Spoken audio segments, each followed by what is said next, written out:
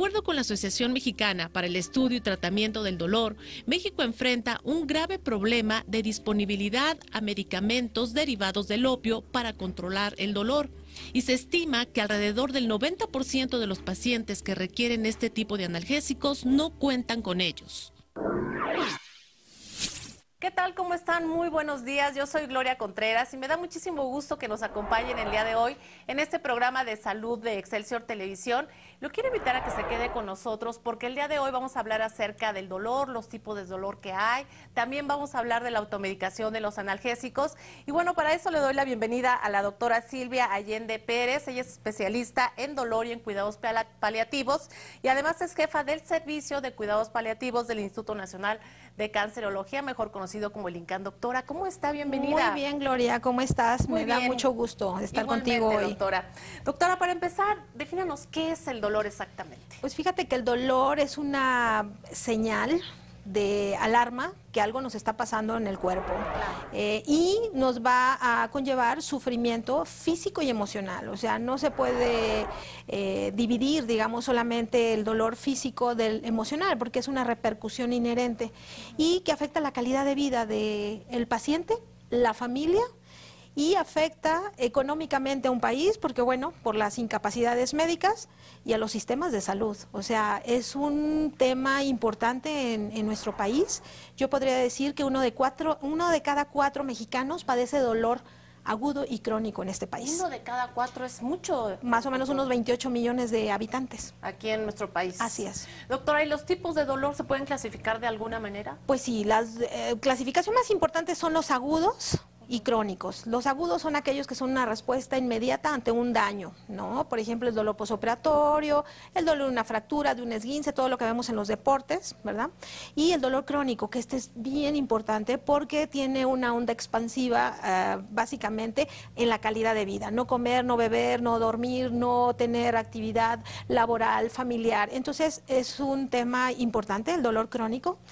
Y casi el 90% de la población que requiere manejo del dolor crónico, moderado a severo, no tiene acceso a los analgésicos que se requieren para su control. ¿Y por qué, doctora? ¿Ahí qué está pasando? El 90% de las personas que lo necesitan no lo tienen. La mayoría. La mayoría no lo tienen. O sea, imagínate que tengas un dolor por cáncer en fase terminal, pues a veces no tienes acceso a la morfina, primero porque es un medicamento controlado, los médicos no saben quién y cómo lo deben de prescribir, los pacientes cuando oyen el tema de morfina, no, bueno, quiere decir que a lo mejor ya estoy muriendo, y bueno, los mitos, qué tal si me vuelvo adicto, qué tal si me lo roba el vecino, qué sé yo, temas que debemos de platicar con la gente y hacer mucho más educación y sobre todo conciencia, ¿no?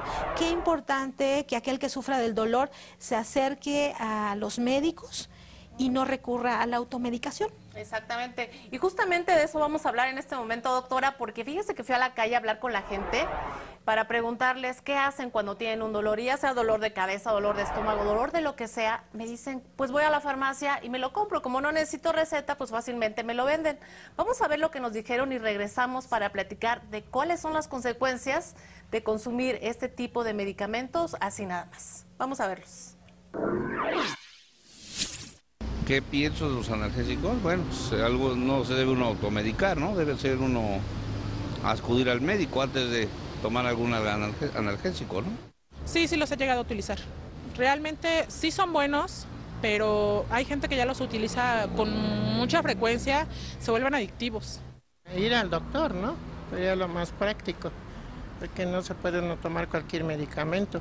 Los uso mucho. Yo sufro mucho de dolor de cabeza y bueno, siento que a veces se vuelven adictivos. Cuando son insoportables los dolores, sí lo he llegado a tomar. Sí los he usado.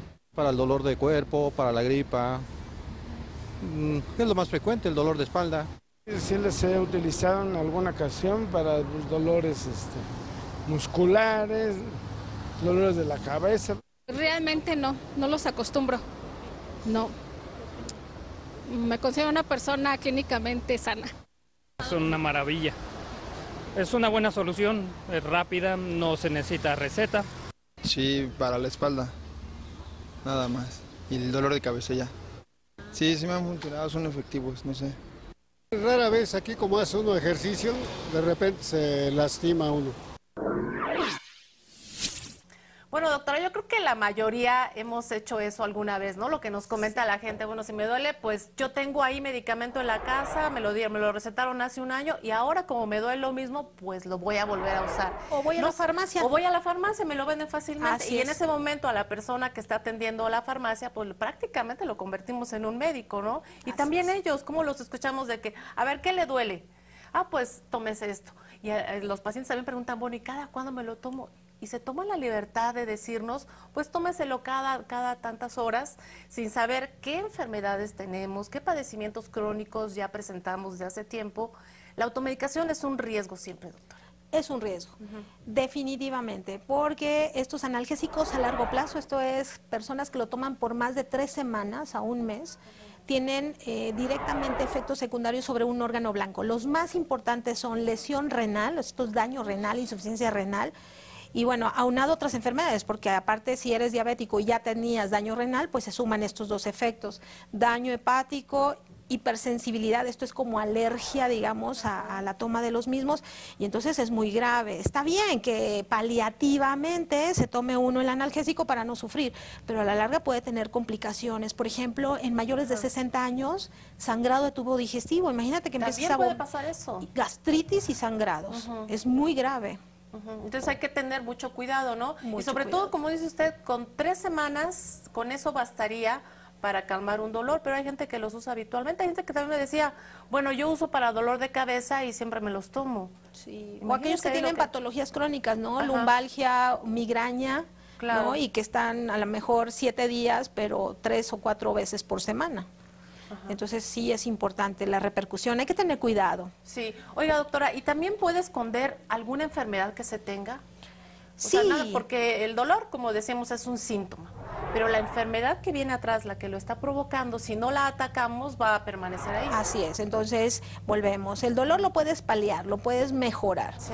pero qué importante saber qué lo está causando para poder dar un tratamiento específicamente a ese tipo de enfermedad, junto con el tratamiento analgésico para no sufrir de estos dolores. Claro. Entonces, sí es importante que los médicos puedan hacer una evaluación y dictaminar qué enfermedad es la que padeces y dar un tratamiento correctivo de esta enfermedad si se puede o paliativo en caso de que no se pueda erradicar la enfermedad. ¿Y el caso de darles analgésicos a los niños provocaría el mismo daño que en los adultos, lo que nos acaba de mencionar? Puede provocarlo, por eso es que es importante tener la supervisión médica y bueno, también decirle a la población que muchos de estos analgésicos finalmente no erradican el dolor, sobre todo de las enfermedades crónicas, porque bueno, tener un dolor esporádicamente, a lo mejor un episodio, 2, bueno, de migraña, pues ya, te lo calmó.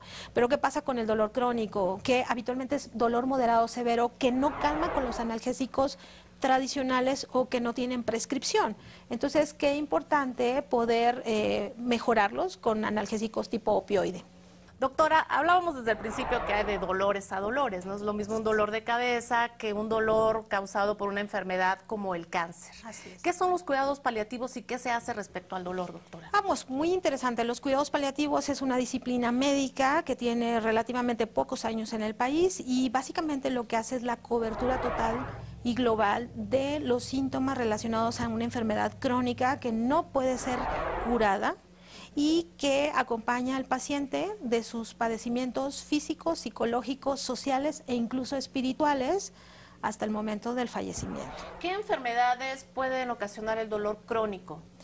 Prácticamente todas las enfermedades crónicas no transmisibles, estamos hablando por prevalencia en este país, diabetes, insuficiencia renal, cáncer, algunas otras infecciosas como en el caso del SIDA y otras, tanto en adultos como en niños. O sea, no olvidar que también el segmento de niños es un segmento a veces olvidado, pero que también sufren de dolor y deben ser paliados. Claro. Aquí algo muy importante, doctora, el uso de los opioides, de estos medicamentos que tanto algunos médicos como los pacientes, los familiares, tienen mucho miedo de que se los receten. Sí, yo creo que es una cuestión cultural, ¿verdad? Es un malentendimiento y muchas veces desconocimiento porque, bueno, el mismo médico a veces también favorece que los pacientes no tomen tantos analgésicos. Sin embargo, se ha visto que los opioides son útiles, ya la Organización Mundial de la Salud lo tiene en sus lineamientos para el manejo del dolor por cáncer, sobre todo si el dolor es moderado o severo, este debe ser aliviado para tener una buena calidad de vida. Y bueno, desafortunadamente la cara opuesta de la moneda es lo que pasa en este país, en donde la disponibilidad y la accesibilidad de los opioides es muy baja, haciendo que el 90% de la gente que lo requiere no pueda tener acceso a ellos. Entonces, las autoridades de salud y las cámaras han legislado temas bien importantes sobre cuidados paliativos. Tenemos ley, norma, tenemos un acuerdo de salubridad en donde se hace obligatorio a los hospitales que tengan estos cuidados paliativos y den el alivio del dolor a la gente que así lo requiere. Entonces, ¿qué pasa con estos derivados de la morfina que necesita el paciente y no lo sabe, doctora? ¿Qué hacen o qué pasa con ese dolor? Una parte importante son los mitos, ¿no? Porque pienso que a lo mejor si tomo morfina ya me voy a morir. No es así. Otra es, no, bueno, no lo tomo porque me voy a volver adicto o me lo pueden robar. Tampoco. Pero una cuestión importante es que los médicos en un momento dado tenían muchas barreras para poder hacer la prescripción. Ahora estas barreras han mejorado notablemente y en el tema de la adicción, pues sí tenemos que recomendar que ahora existen nuevas sustancias derivados de los opioides que son antiabuso. Y ya por último, doctora, ya no tenemos mucho tiempo, pero el trabajo que hacen ustedes en el INCAN, ahí en la Clínica de Cuidados Paliativos, ¿cómo trabajan brevemente? Es un equipo multidisciplinario, médicos, enfermeras, psicólogos, trabajadores sociales y también tenemos nutriólogo y un padre. Entonces, todos en equipo procuramos el mejor bienestar de nuestros enfermos, calidad de vida. Y si la enfermedad ya está muy avanzada, pues ¿por qué no? Calidad de muerte, también educarnos en esa parte tan importante. Claro. Y sobre todo que vivan sin dolor, doctor, eso es lo más importante. Que vivan dignamente, sin dolor, plenamente, con buena calidad. Muy bien. Doctora Silvia Allende Pérez, especialista en dolor y cuidados paliativos del INCAN, muchísimas gracias por haber estado con nosotros. Que le vaya muy bien. Hasta luego. Hasta luego, doctora. Te invitamos a seguir cuestionando la información con los siguientes videos.